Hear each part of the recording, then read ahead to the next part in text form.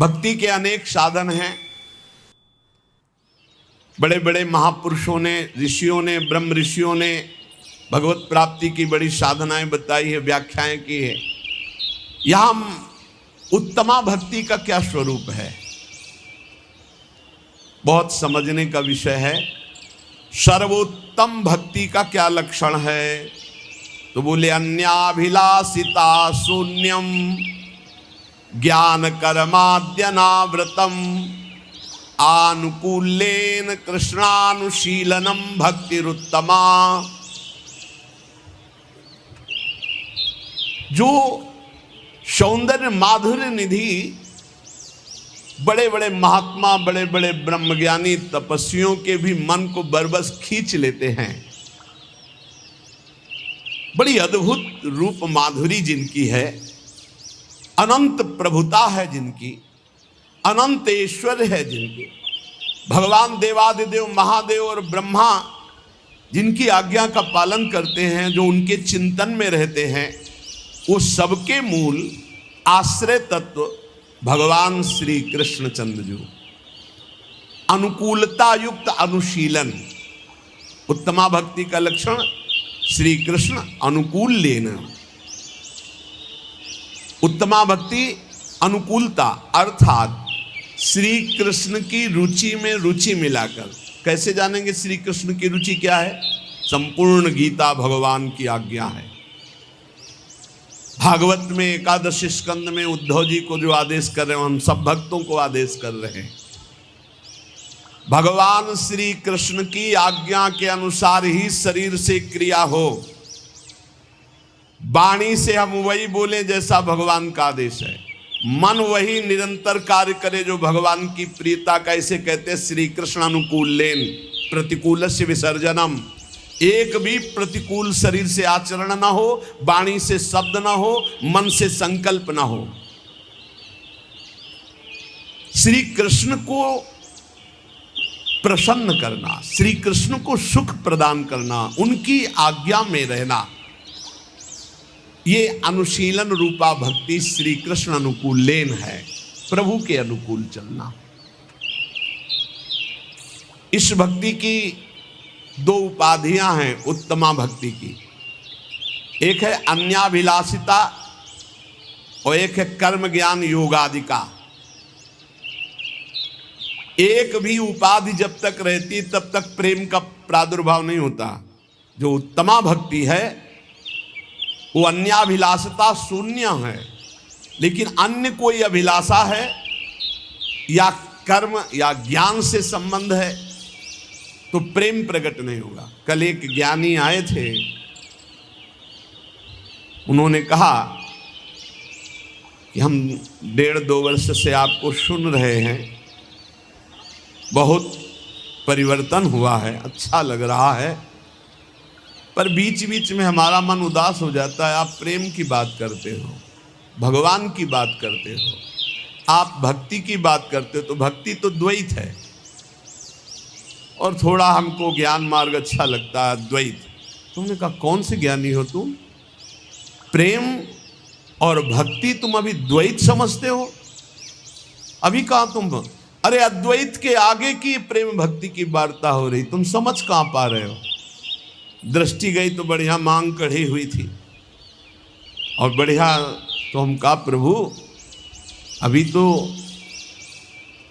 ब्रह्मबोध तो हुआ नहीं आपको, नहीं तो प्रेम को आप ऐसा नहीं कह सकते। प्रेम द्वैत नहीं होता। प्रेम गलियत साकरी तामे दो न समाए, तो द्वैत कैसे होगा प्रेम में? अद्वैत से फिर ये जो भाव आता है ये महान पवित्र। पहले द्वैत से अद्वैत और अद्वैत से जो द्वैत का भाव, ये महान, ये नहीं समझ में आएगा। इसमें तन मन के बिछड़े नहीं, चा बढ़े दिन रैन, कबों संजोग न मान नहीं, देखे भरी भरी नयन। यहाँ अपनी ही सुदिना रही, एक रहे हो नंदलाल, एक रहे हो नंदलाल। आपको ब्रह्म बोध है? ईमानदारी से बताओ, आपका शब्द कह रहा है कि आपको नहीं है। तो नहीं नहीं, अभी तो हम प्रयासरत है। फिर कैसे कह दिया कि हम द्वैत को बोलते हैं? द्वैत को नहीं बोलते, हम अपनी आत्मा को बोलते हैं।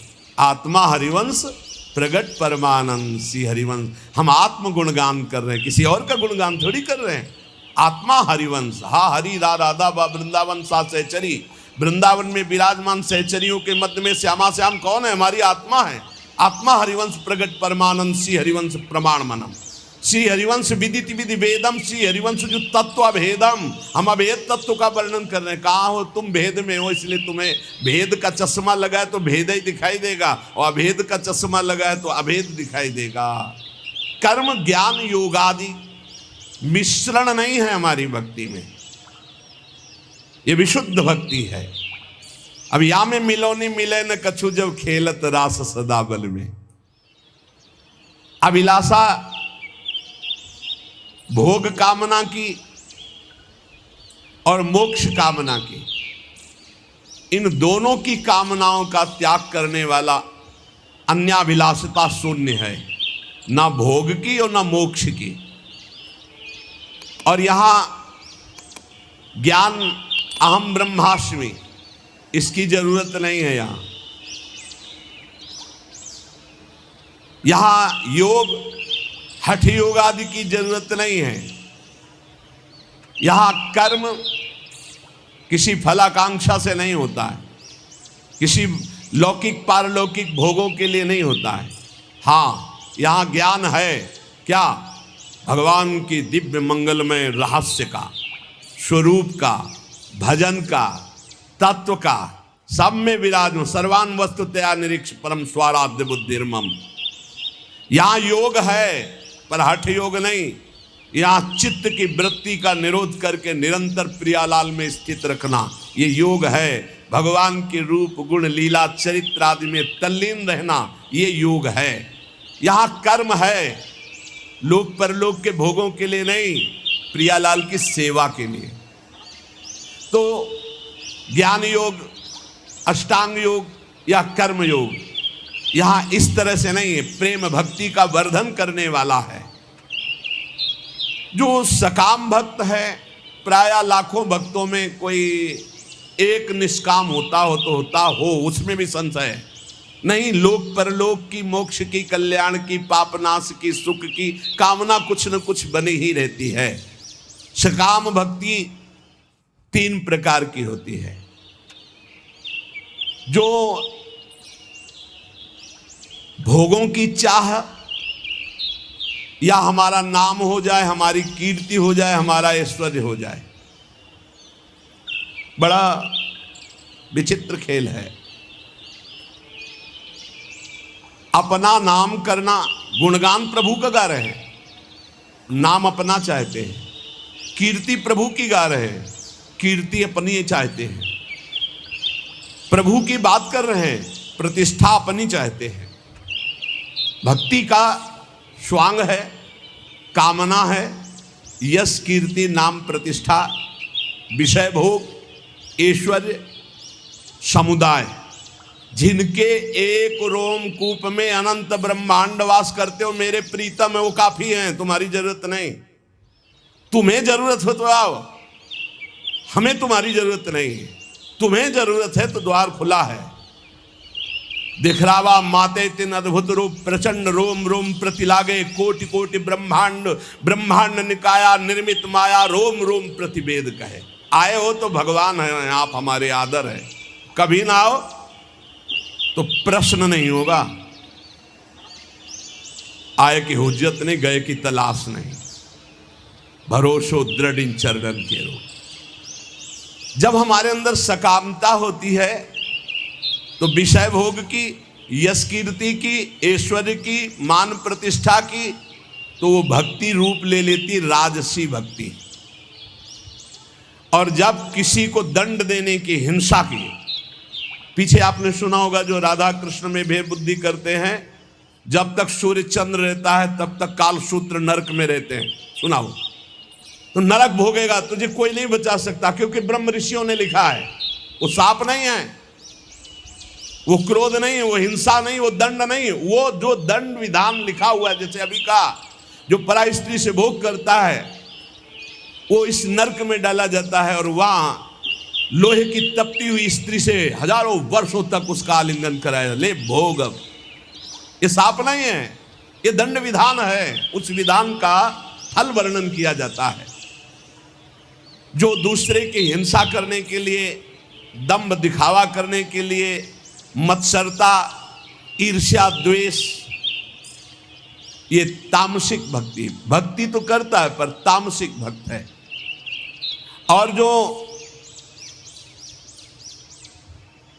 अपने मोक्ष की कामना, पाप नाश की कामना, कैवल्य परम पद की कामना, इसे सात्विक भक्ति कहते हैं। लेकिन इन तीनों भक्तियों से ऊपर उठी हुई उत्तमा भक्ति होती है। उत्तमा भक्ति चित स्वरूपा होती है। इसके तीन भेद होते हैं। पहला साधन भक्ति, दूसरा भाव भक्ति और तीसरा प्रेम भक्ति। इंद्रियों के द्वारा सारी की सारी चेष्टा प्रभु के लिए होना, जैसे नाम कीर्तन करना है, नाम जप करना है, लीला चरित्र सुनना है, सेवा करना है, परिक्रमा करना, इंद्रियों के द्वारा, कर्मेंद्री, ज्ञानेंद्री के द्वारा मन सहित सारी चेष्टाएं प्रभु के लिए होना, उसे साधन भक्ति कहते हैं। इस साधन भक्ति में दो गुण प्रकाशित होते हैं बड़े जोर के, क्लेशग्नि, शुभदायिनी। सारे क्लेश नष्ट कर देती है साधन भक्ति। उत्तमा भक्ति के तीन साधन, तीन, पहला है साधन भक्ति, दूसरा है भाव भक्ति, तीसरा है प्रेम भक्ति। इस भेद को समझो। पहले साधन भक्ति अगर पहली सही है तो दूसरी आ जाएगी भाव भक्ति, और भाव भक्ति सही है तो तीसरी प्रेम लक्षणा भक्ति जागृत हो जाएगी।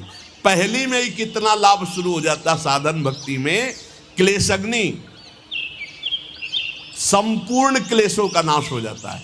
क्लेश किससे होते हैं? तीन से क्लेश होते हैं, पाप से, वासना से, अविद्या अज्ञान से।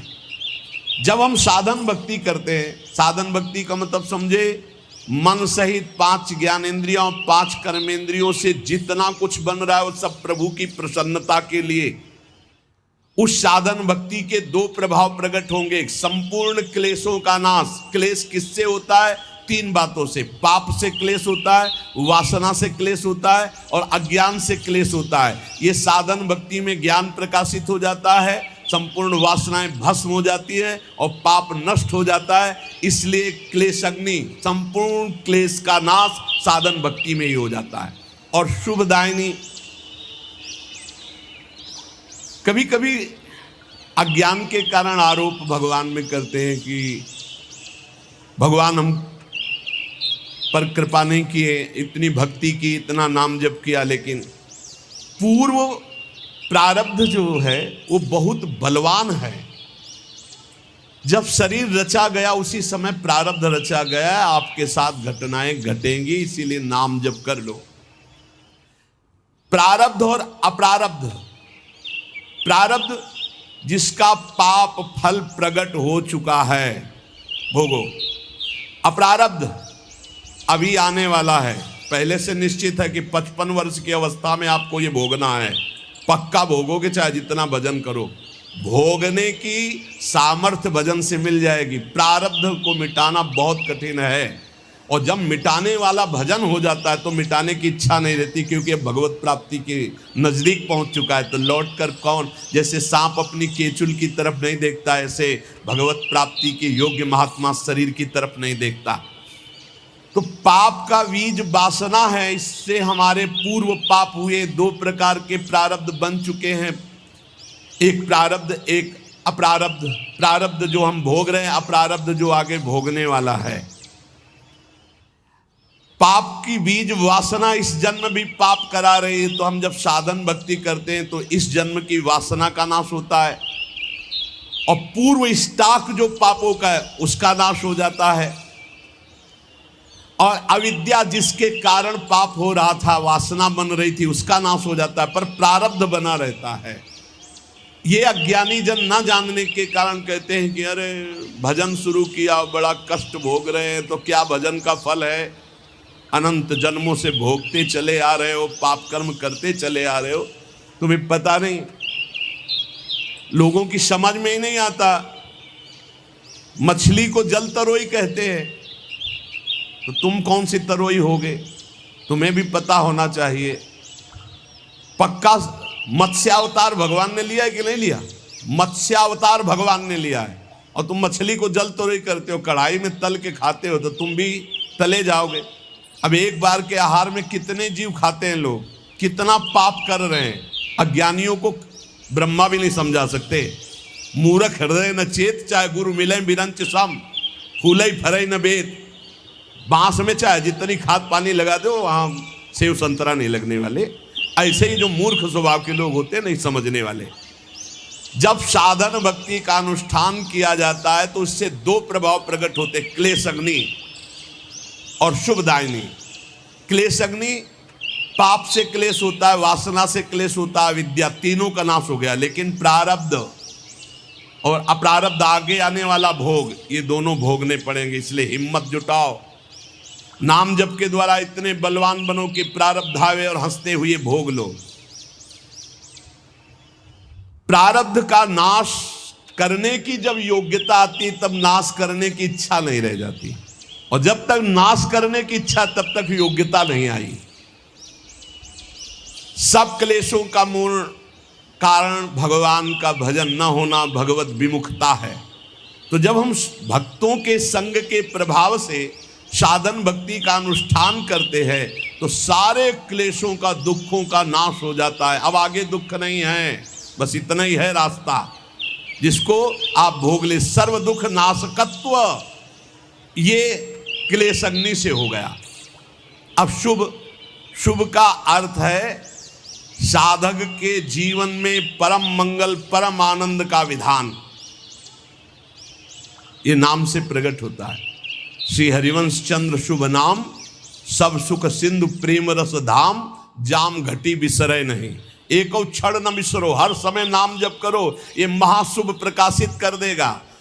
शुभ से क्या होता है? जैसे क्लेश अग्नि से वासना, पाप, अविद्या का नाश, प्रारब्ध के भोगने की सामर्थ्य आ गई। शुभ से क्या होता है? बोले शुभ सारी दैवी संपदा प्रकट कर देती है। साधन भक्ति से विषय सुख, ब्रह्म सुख, पारमेश्वर सुख, ये सभी प्राप्त हो जाएगा। आपको विषय सुख चाहिए तो भी साधन भक्ति करो, आप देखो विषय सुख प्राप्त हो जाएगा, ब्रह्म सुख प्राप्त हो जाएगा, पारमेश्वर सुख प्राप्त हो जाएगा। और अगर इन सुखों की चाह न करो तो प्रेम प्रकट हो जाएगा। साधन भक्ति करते करते भाव प्रकट होता है। भाव भक्ति, तीन भेद उत्तमा भक्ति के, पहला साधन, फिर भाव, फिर प्रेम। साधन भक्ति, भाव भक्ति, प्रेम भक्ति। साधन ही भक्ति में चकाचक आनंदमय हो जाता है। सारे क्लेश, पाप, वासनाएं, अविद्या नष्ट हो गई और सब शुभ दैवी संपदा प्रकाशित हो गई। मंगल भवन भगवान की तरफ वृत्ति संपूर्ण रूप से, ये शुभ। अब भाव भक्ति दो गुण प्रकाशित करती है। साधन भक्ति दो प्रकाशित किए, क्लेश अग्नि, शुभदायिनी, और भाव भक्ति दो गुण प्रकाशित किए, मोक्ष लघुताकृत और सुदुर्लभा। क्लेश अग्नि और शुभदायिनी तो इसमें आ ही गए अपने आप, साधन भक्ति के लक्षण। भाव भक्ति में तो समा ही गए ये क्लेश अग्नि और शुभदायिनी, पर इसमें मोक्ष लघुताकृत और सुदुर्लभा। बड़ा सुंदर। इस भाव भक्ति में चार लक्षण हो गए, क्लेश अग्नि, शुभदायिनी, मोक्ष लघुताकृत और सुदुर्लभा। मोक्ष लघुताकृत, इतना आनंद प्रकट होता है भाव में कि मोक्ष भी लघु लगने लगता है। वो जब भाव प्रकट होगा, भावोत्सवेन भजताम, भाव प्रकट होगा तब आपको पता चलेगा कि मोक्ष सुख भी कड़वा लगने लगता है। इसलिए प्रेमी महापुरुषों ने मोक्ष स्वीकार नहीं किया। और सुदुर्लभा, भगवान की उस सुदुर्लभ दिव्य दिव्य गुण, दिव्य दिव्य रहस्य, दिव्य दिव्य भाव उसके हृदय प्रकट होते हैं जो अन्य किसी साधन से नहीं प्रकट हो सकते। तब उसमें महामहिम प्रेम लक्षणा भक्ति जागृत होती है। अब प्रेम लक्षणा भक्ति में अपने दो गुण प्रकाशित हुए, सांद्रानंद विशेषात्मा पहला, और दूसरा श्री कृष्णा आकर्षणी, ये 2 गुण। तो प्रेम लक्षणा भक्ति में 6 गुण उपस्थित हो गए। जो साधन भक्ति में क्लेशग्नि शुभदायिनी और भाव भक्ति में मोक्ष लघुताकृत और सुदुर्लभा, ये तो प्रेम भक्ति में है ही। और प्रेम भक्ति के अपने 2 मिल गए, सांद्रानंद विशेषात्मा और श्री कृष्णाकर्षणी भक्ति 6 लक्षणों से युक्त हो गई। क्लेशग्नि शुभदा, मोक्ष लघुताकृत सुदुर्लभा, सांद्रानंद विशेषात्मा, श्री कृष्णाकर्षणी च सा। क्लेश नाशिनी शुभदायिनी ये साधन भक्ति में हो गया। मोक्ष लघुताकृत का तात्पर्य है धर्म अर्थ काम मोक्ष, ये सब व्यर्थ नजर आने लगते हैं जब भाव प्रकट होता है।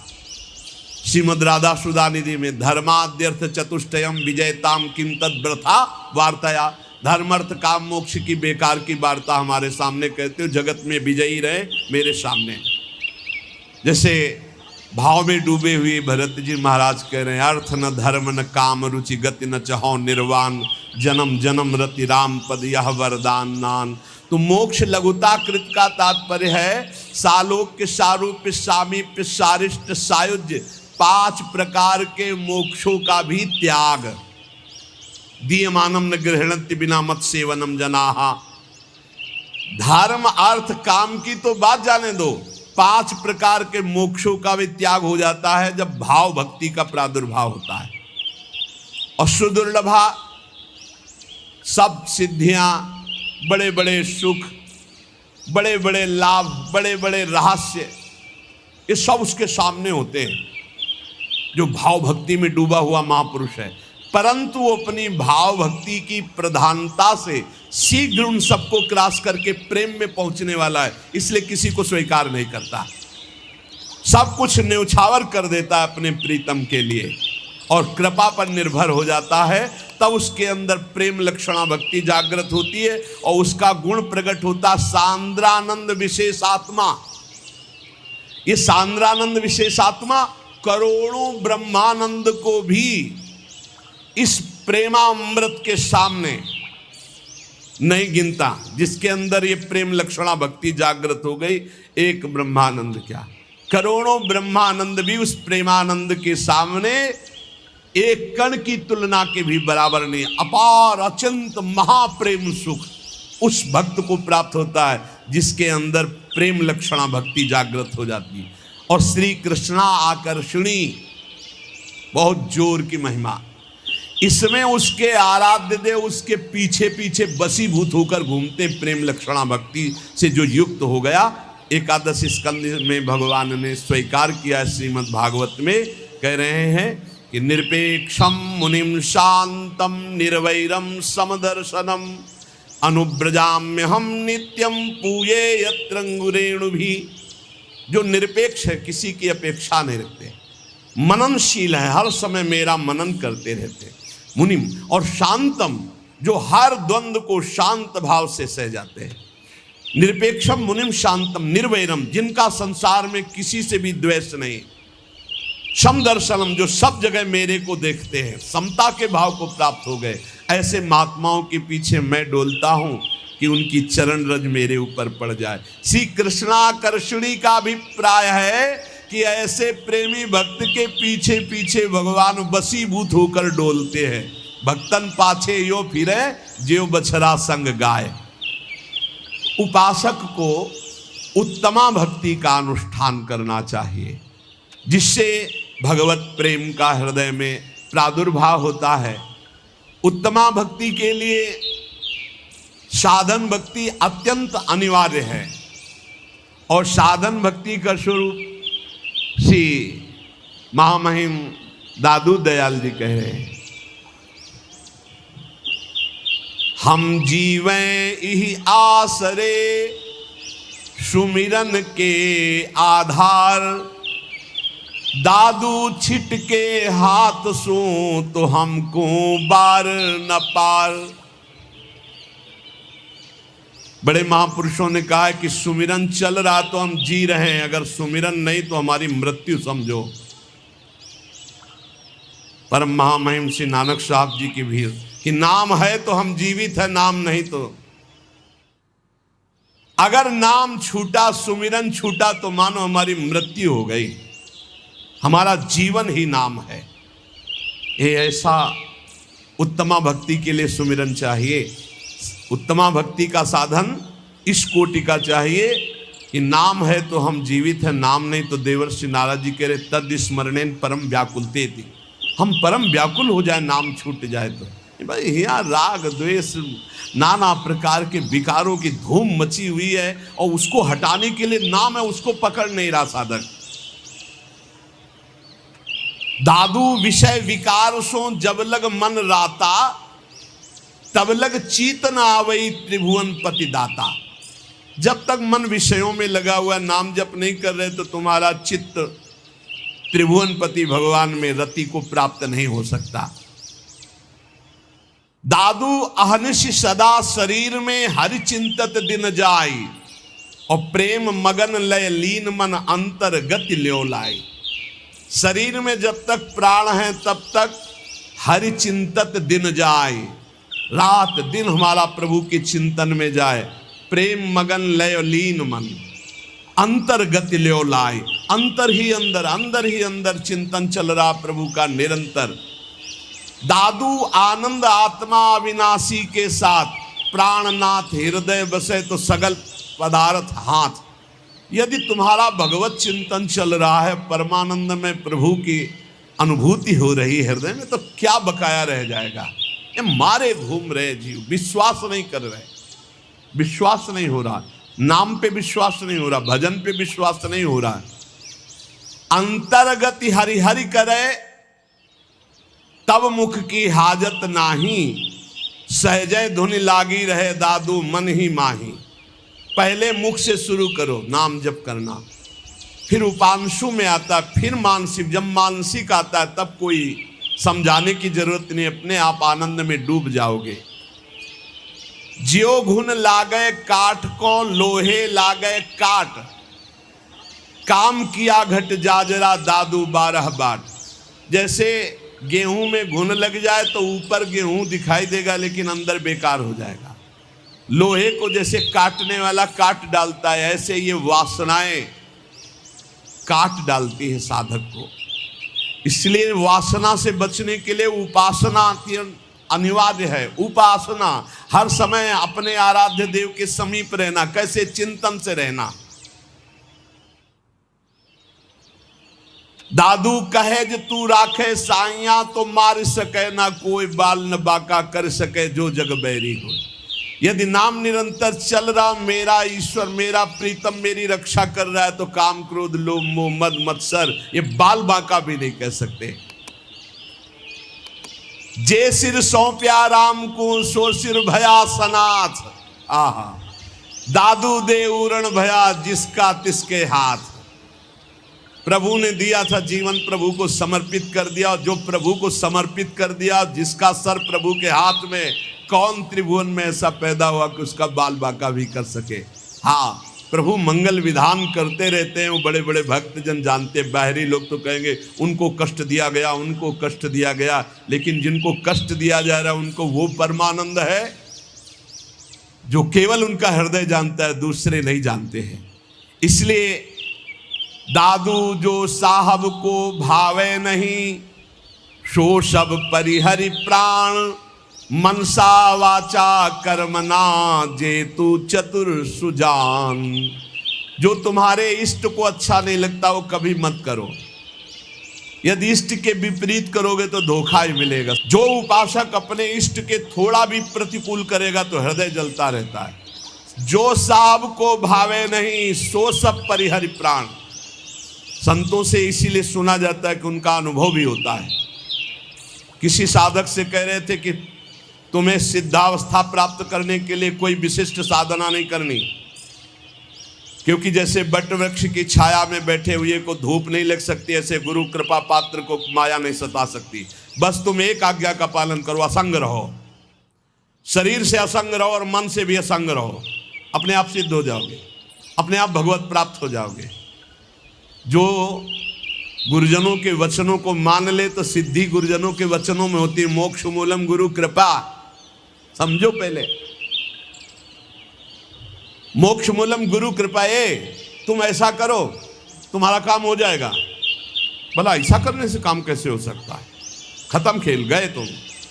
ऐसा करो काम वो पक्का हो जाएगा, पक्का हो जाएगा। बिना पढ़े चारों वेद प्रकाशित हो गए, ऐसा कैसे हो सकता है? ये गुरु कृपा। गाय चराने को आदेश कर दिया, गाय चराते ही ब्रह्म प्राप्त हो गए। दादू जो साहब को भावे नहीं, सो बाट न बूझी रे, जब लगिए मन थिर नहीं। ये मन चंचल है ना।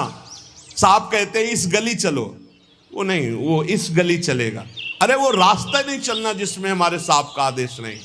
साहब हमारे गुरुदेव हैं, साहब हमारे ठाकुर जी हैं, ये शास्त्र हमारे साहब हैं जो आज्ञा कर रहे हैं, हमको वैसे चलना है। साईं सो सन्मुख रहे, इस मन सो जूझ रे, मन से लड़ना पड़ेगा। जो मन से लड़ गया वही बहादुर। दूसरे को पटक देने वाले तो आपको मिल जाएंगे, लेकिन मन को पटक दे ऐसे मिलने कठिन है। मन की पटकी खाने वाले तो करोड़ों अरबों मिलेंगे, लेकिन मन को पटक दे ऐसा कोई गुरु का चेला मिलेगा। गुरु मेहरबान तो ये चेला पहलवान। अब पटक देगा अपने मन को, युक्ति पा गया ना। जिसको गुरु का सहयोग मिल गया वो माया पर विजय न प्राप्त कर ले, उसका कारण उसका कोई मनो आग्रह है, कुछ पकड़े है। अगर पकड़ छोड़ दे और गुरु के सहारे ऐसे हो जाए तो नैया पार। एक बोर्ड लिए खड़े थे, जब आ रहे थे कहते थे दरिया भी तेरी, लहर भी तेरी, नैया भी तेरी और खेवैया भी तेरी। अब क्या मुझे परेशानी? दरिया भी जहां डूबने का है वो भी तू है, तेरी है। लहर भी तेरी है डूबने वाली, और खेवैया भी तू है, नैया भी तू। अब मेरे को क्या परवाह? बिल्कुल परम सत्य। वही दरिया है, वही लहर है, वही नैया है, वही खेवैया है। बस समझ जा और पैर पकड़ ले। हरि का आश्रय मामे में प्रपद्यंते, माया में ताम तरंती थे। दादू जो साहब को भावे नहीं, सो बाट ना बूझ रे, साईं सो सन्मुख रहे, इस मन सो जूझ रे। मन से लड़ना पड़ेगा। अगर गुरुमानी हो गए तो माया मुक्त हो गए, मनमानी हो गए तो माया में फंस गए। अपने साहब को जो ना भावे वो नहीं करना चाहिए, नहीं भोगोगे। देखो, एक प्रश्न किया परसों कि जब महापुरुष होते हैं तब ये माया समझने क्यों नहीं देती कि ये महापुरुष है? ऐसा क्यों होता है? जब वो होते हैं तब समझने नहीं होते, जब बाद में चरित्र पढ़ते तब लगता है यार बहुत बड़ी निधि थे, चले गए। हम कहा वर्तमान में दुर्योधन भी नहीं समझ पाया भगवान श्री कृष्ण को, क्योंकि वो स्वयं ऐसे लीला विहारी रचना रचते हैं कि समझ न पाए। बड़े बड़े सिद्धों में ऐसी लीलाएं रही हैं कि लगता था कि ऐसा कैसे हो सकता है। इछावर, ये फतेहपुर जिला में है। जब भ्रमण कर रहे थे, ये यमुना के किनारे पड़ता है, तो वहाँ कुछ दिन रुके। तो इधर बिंदौर है, इधर इछावर है। इछावर में फक्कड़ स्वामी रहते थे। फक्कड़ स्वामी, उनको फक्कड़ कहते ही थे। फक्कड़ किसे कहते हैं? फिकर फार फकनी करे ताको नाम फकीर। निश्चिंत महात्मा, जिसमें चाह मिटी, चिंता मिटी, मनुआ बेपरवाह, उनको कहते फक्कड़ महात्मा। कोई फिकर नहीं, कोई चिंता नहीं, बस एक लंगोटी पे रहते थे और 1000 गुड़िया का माला रखते थे, रुद्राक्ष का मोटा वाला। और गांव के लोग जब कोई भक्ति से उनके पास बाहरी जाना चाहता तो पहले ही लगे थे, कह देते हाथ जोड़ते मत जाओ। हमारे स्वामी जी को आप एक शब्द नहीं बोलेंगे, अगर जाना है तो जाओ, तुम्हें किस तरह स्वागत करेंगे भगवान जाने, पर आप बोलने की हिम्मत नहीं रखते। अगर उनका अपमान करोगे तो हम खड़े हैं, हम लोग, आप जाओ मत, हम पहले आपसे बता रहे हैं। और वो बड़े अलबेले महात्मा थे, लाखों की कामनाएं सिद्ध कर दी। वो सिद्ध महापुरुष थे, पर सिद्ध करना उनका बहुत विचित्र था।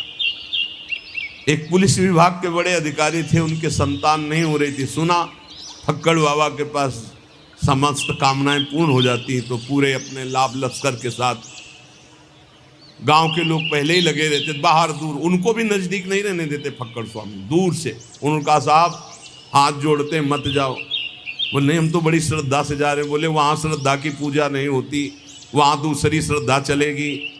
बोले जो कुछ होगा सहेंगे। बोले साहब हम बर्दाश्त नहीं कर पाएंगे अगर हमारे स्वामी जी को आप कुछ बोले। बोले कुछ नहीं बोलेंगे। जो ही वो तो अस्थिमात्र हुए रहे शरीरा, ऐसे थे।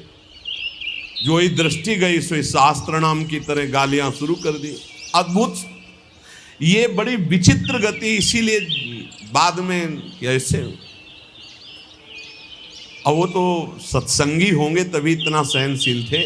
नजदीक गए, आप स्वामी जी हर उपाय करके देख लिया है, संतान नहीं हो रही, संतान के बिना हमें अपना जीवन व्यर्थ लग रहा है।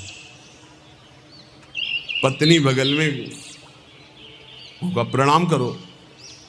अब गाली नहीं दे रहे थे, अब शांत हो चुके थे। तो 1000 गुरिया वाला रुद्राक्ष उठाया, आया मोटर मारा उनकी पत्नी के, तो ऐसे पूरा रुद्राक्ष ऐसे। अब वो चीख पड़ी। गांव के लोग बिल्कुल अलर्ट खड़े रहते थे, क्योंकि उनका व्यवहार ऐसा था कि हर एक बर्दाश्त नहीं कर सकता, और वो बहुत गंभीर थे।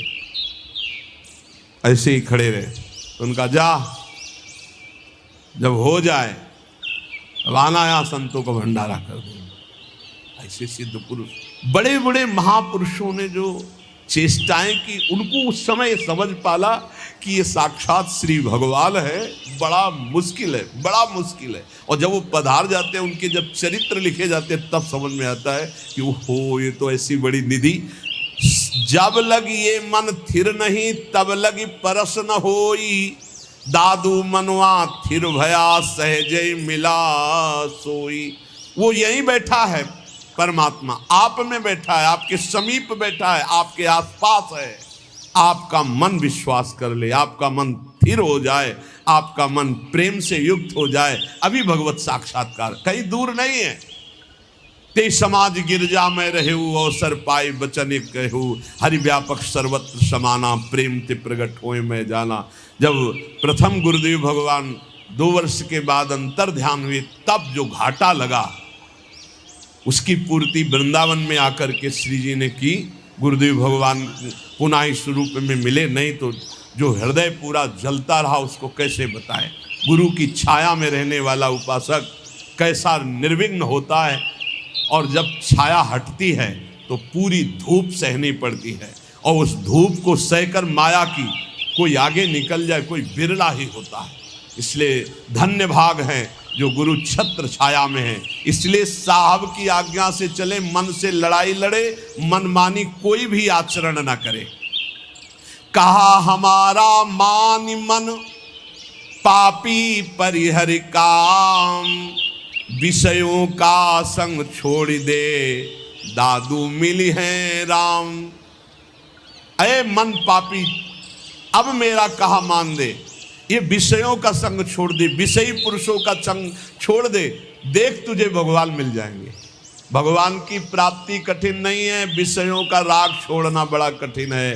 मन की चाल को रोक पाना बड़ा कठिन है।